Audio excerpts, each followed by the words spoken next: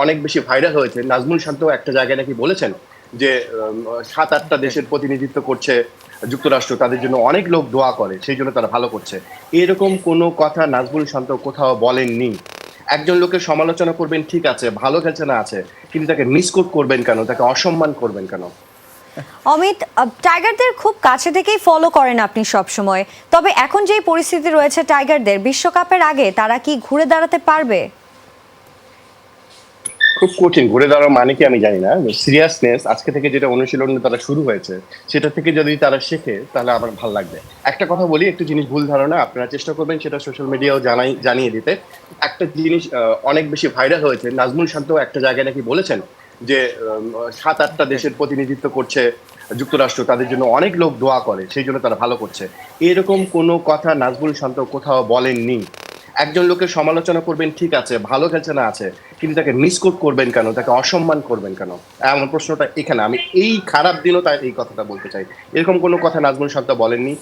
তাকে সমালোচনা করুন, ভুল জায়গায় ধরিয়ে দিন, সেটা কোনো সমস্যা নেই। কিন্তু তাকে মিসকোট করবেন না, ভুলভাবে ব্যাখ্যা করবেন না, এরকম কোনো কথা তিনি বলেননি।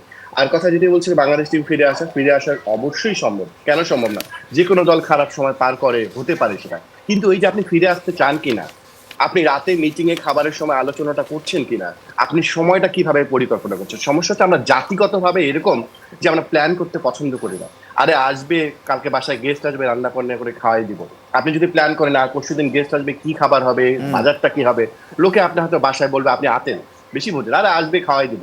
এই যে মায়ের দোয়া ক্রিকেট টিম বলে না, আল্লাহর দোয়ায় চলে, ঠিক এমন করেই চলে। কোনোদিন হয়তো বা ব্যাটে বলে লাগে, সেদিন আপনি করছেন। কিন্তু আপনাকে আপনি প্ল্যান করলেই যে বাস্তবায়ন হবে তা না, এক্সিকিউশন নাও হতে পারে।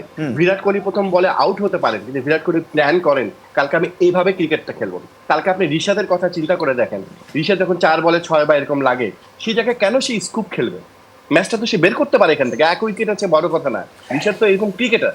ঋষাদকে এই ভিজুয়ালাইজেশনটা ঘরে বসে বিছানায় শুয়ে করে কিনা, একেবারে সঠিক পরিকল্পনার যে অভাবটা, সেটার কথাই আপনি বলছেন। দেখা, চোখে দেখা, সেটা তো দেখে কিনা, this is the important part. আমার বিশ্বাস বাংলাদেশের ক্রিকেটারদের এই চিন্তা ভাবার জায়গার জিনিসটা আরো বড় করতে হবে। একেবারে।